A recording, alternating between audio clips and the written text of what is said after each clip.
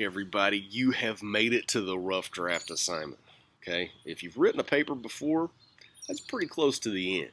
Okay, if you have done everything we've asked you to, if you jumped through all the hoops, done all the steps, all the assignments up to this point, if you've done your source assignments, your notes assignment, your outline, everything that you've done this far gets us ready to actually write this paper. Okay, pretty much the outline is the framework. It is the blueprint for the paper. If you make good plans, this is the easy part.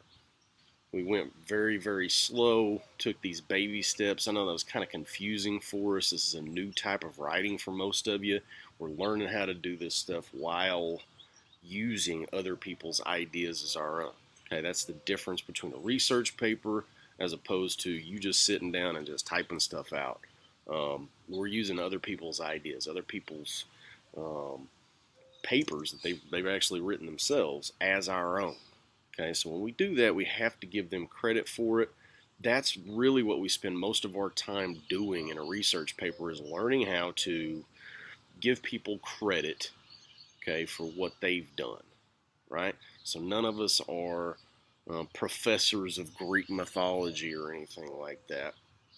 So we had to use expert opinions. We had to use books. We had to use websites. We had to use all of these things that are considered expert sources or considered fact gathering places, right, for us to get information to be able to curate in our paper to show somebody else in our same kind of level of understanding what's going on with our person, right?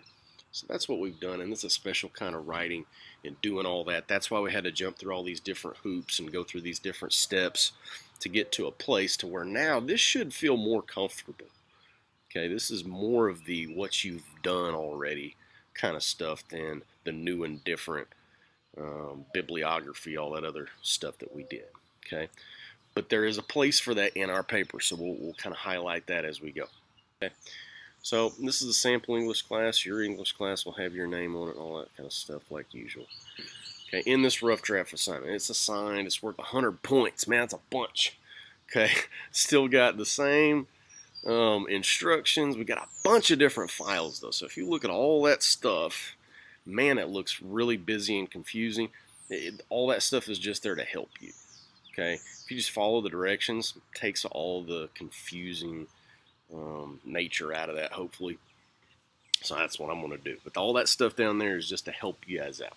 All right, so I'm opening up my source notes files, and I have in parentheses right there. There's 3 of those. Okay. Way to get there. How the heck do I find the stuff that I've done before? Okay, there's a couple of places actually. So if you want to find, okay, your other 3 files, what I would do, okay, like I've said several times in doing all this video stuff for you, there are different ways to skin a cat. I don't know who's out there actually skinning cats. It's actually kind of weird, but if I open up a new tab, okay, I can get everything I need in my classroom folder from Drive.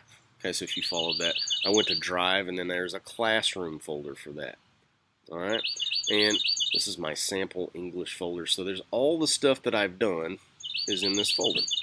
That's way number 1 to open all this stuff. So I've got my source documents, and I can see those. I'm going to show you another way. Okay. So I go back up to my little box of boxes. I can open up Classroom twice. Now this could be confusing if you get kind of crossed here, but I'm just going to open up the same class literally twice. If you can look up here, I've already got it open. But I want to be able to go back and forth here. Okay, so I can go to Classwork. Okay, here's another way. I can view my work. Okay, this will show me all of my assignments in this view. Okay, cool. Or, get out of the way, I can go to I'll take me to the same folder, okay, by going there, or I can actually go down and find it by looking in the assignments. Okay, so I need my source assignments, which is really the same thing as my notes. Okay, that was the same document if you follow directions. Here's the one that I did, okay, for one of those videos. So I should have opened up that to begin with, but I didn't. All right, so here's the source 1. Okay, I want to repeat that for source 2 and source 3. So not to be confusing, but there's so many different ways to get here. You can use the Drive folder, find it that way. You can literally search for it in Drive. Type my keys right there. I can go to the classwork tab, find them that way, but I want to open up those in 3 different tabs. I want to be able to go back and find them. Or I can go here to the actual assignment that I'm working on. Okay? All right. So, open up all that stuff. I'm going to open up my outline too. Okay? So, follow those same steps. Open up the outline. Already got this opened up. Okay, I can look and see, hey, there's my outline. Cool, I'm going to open that up. All right, go back. My assignment. I'm already on step 3, man. Open up my paper file. Now, yours is going to be, okay, remember this is the sample class. Yours is going to be up there where it says your work. Okay, already got you an MLA document. Okay, an MLA document ready to go. So, all you got to do is fill in your stuff. Now you will have to go up to Insert, go Header. Remember how to do that from the roll call assignment we did way back when, right? So I got to change all this stuff to the MLA stuff. So Times New Roman 12-point font. And then I align right for that header. I type in my last name. Everybody's last name. Y'all ain't all my kids. Okay, so your last name up here, but I'm going to put my last name just to show you how this works, right? Insert one more time. We'll insert a page number. Okay, and remember, you can still do this on the phone and stuff too, right? If you have a question on how to format that stuff, that first video we did, the roll call video, is how we formatted everything, okay?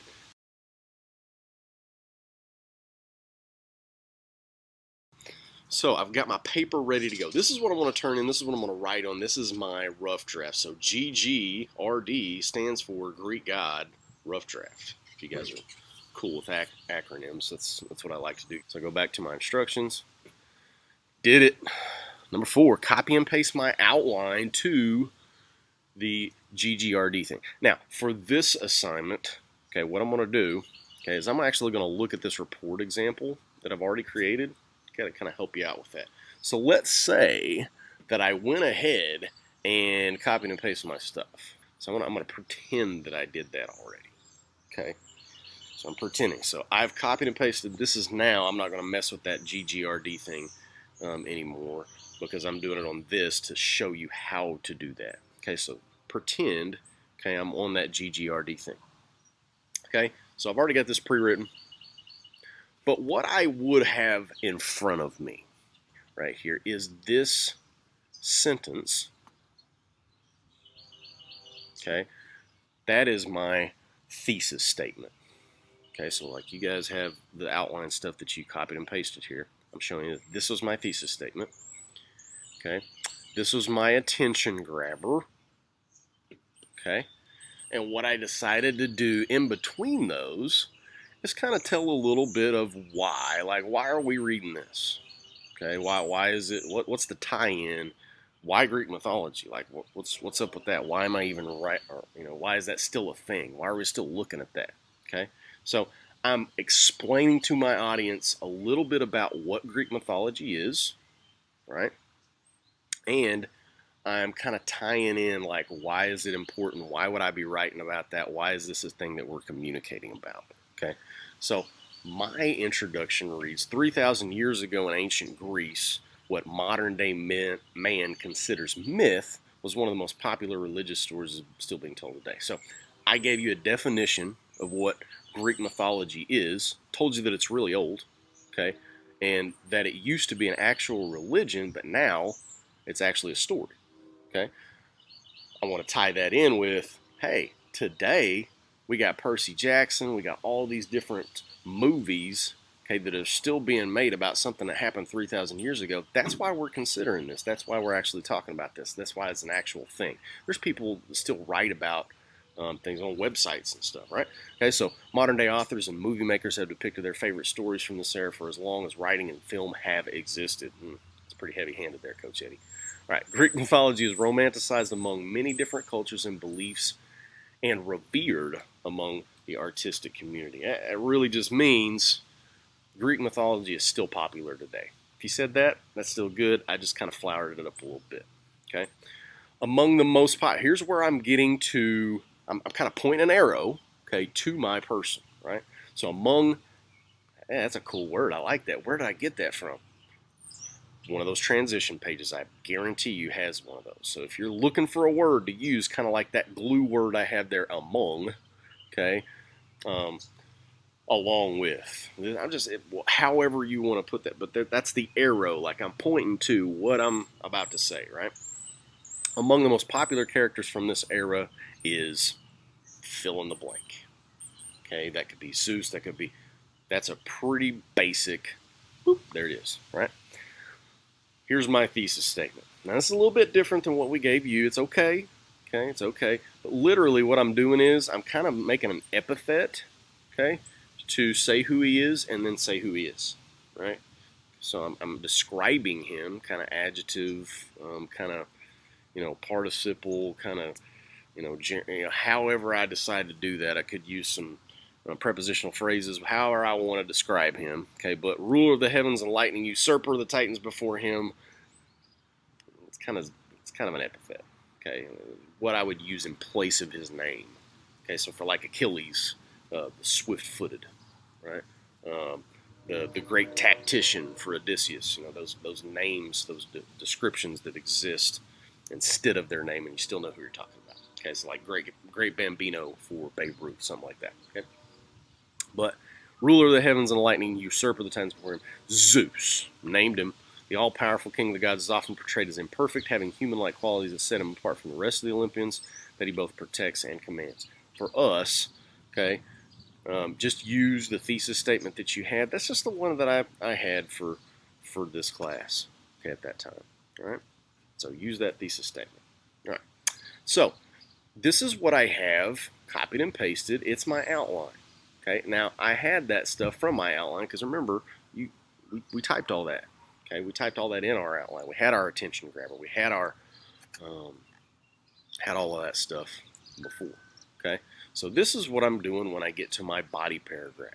Right, I've got my introduction written. All that stuff goes in that introduction. That's that first paragraph.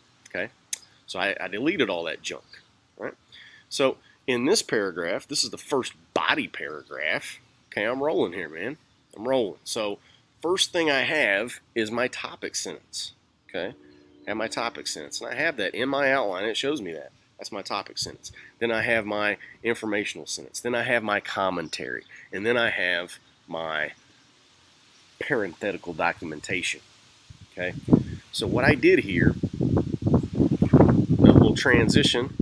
Before is good to use in the beginning, but I just decided to use before, right? So before Zeus ruled Olympus, like before he got his job, which is hint, hint, wink, wink. I don't know why I did quote fingers.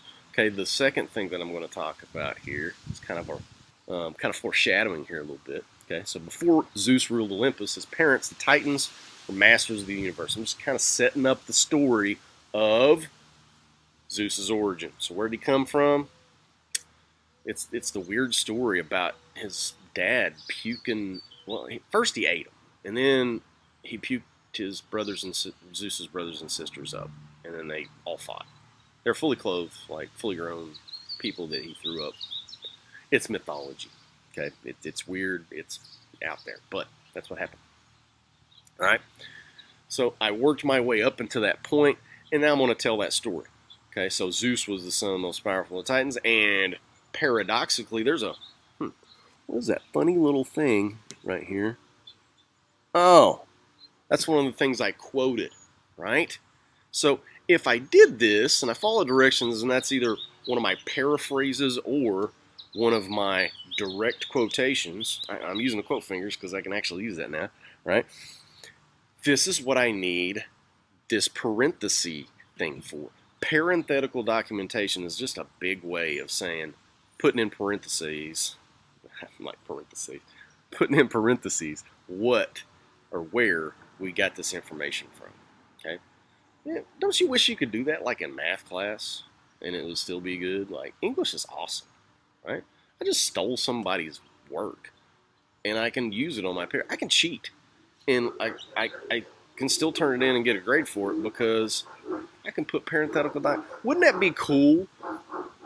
Maybe I get in trouble for that, but wouldn't it be cool? Like if in math class I could just put in parentheses where I got my answers from.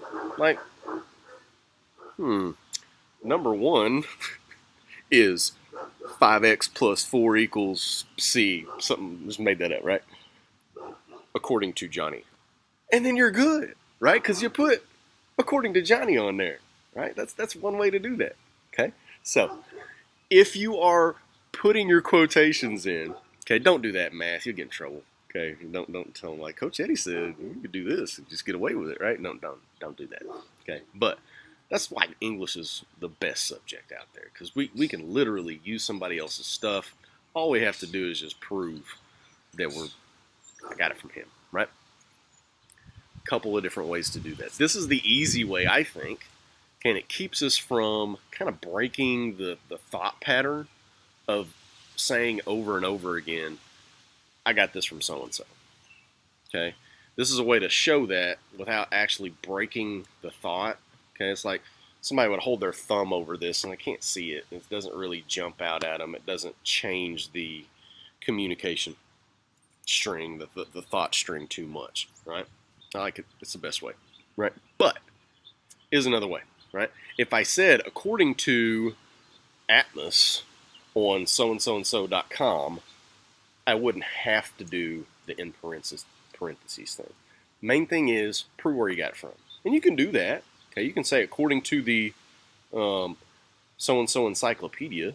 Okay, that actually could help you out in what you're trying to communicate, right? Like I got this from a source that's really the top-notch source on Greek mythology. That's not a bad thing, okay?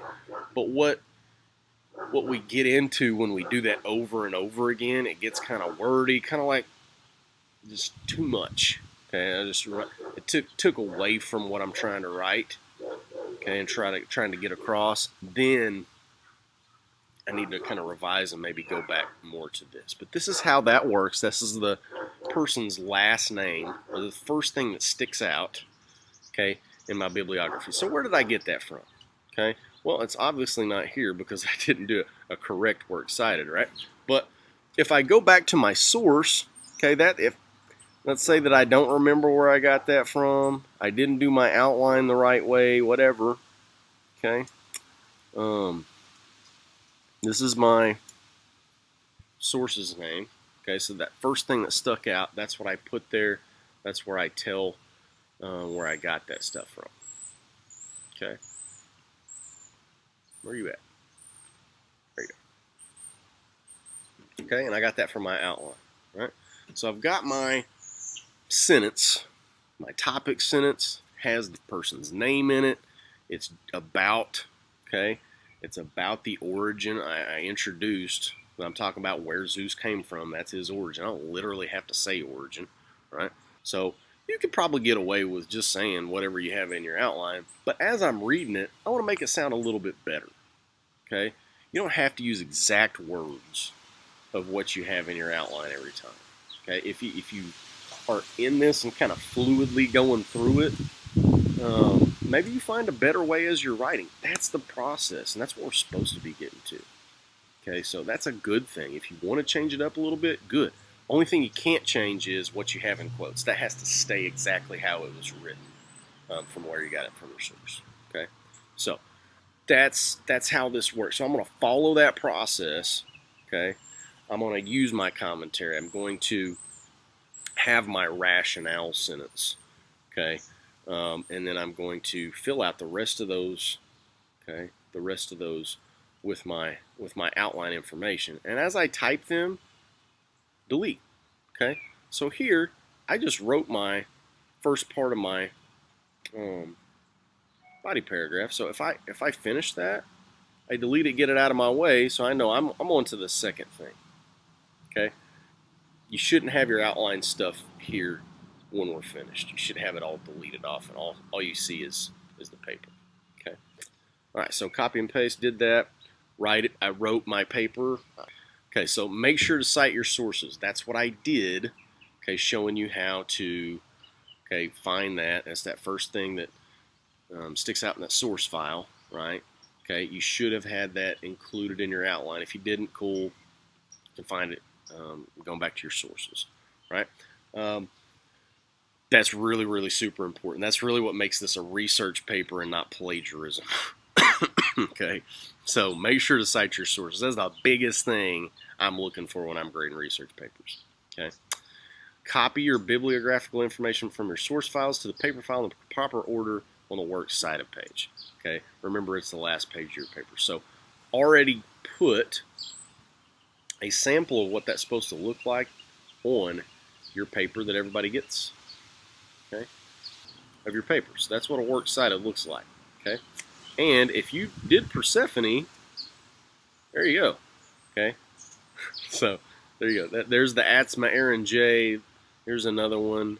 There's another one. That's how to do those works cited entries. Okay, now there is some kind of funky stuff sometimes you have to do, okay, in Google Documents to get it to look like that.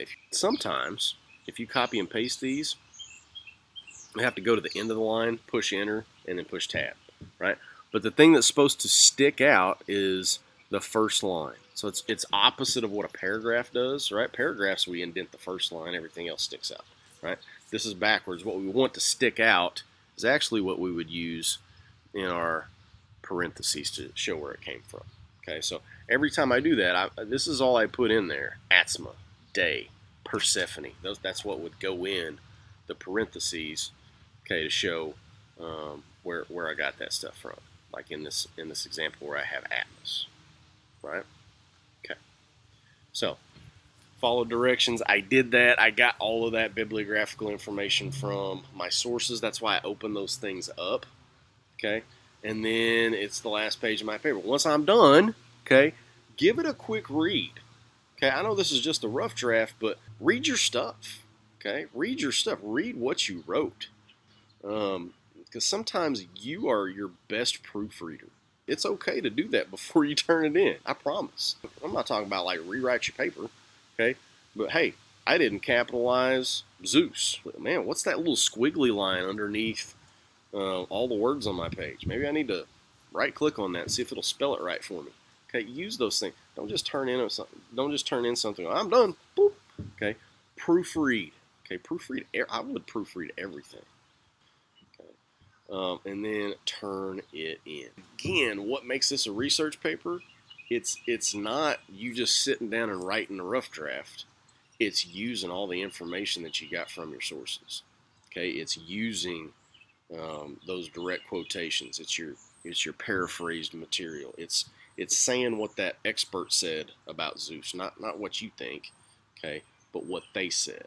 If you've done everything up to this point, it should be easy. If not, it's like trying to build a house without materials. Well, crap, got to go back to Lowe's. I hope you guys are doing well. Hope this is helpful. Go to one of those Zoom meetings that are scheduled every Tuesday or Thursday or whenever that your teacher is scheduling those things. Okay? Don't be that guy like, oh, well, I just don't understand. I didn't understand the whole time. Did you ask questions? Did you get up out of bed and make that 10 o'clock Zoom meeting? Well, hopefully that answers yes.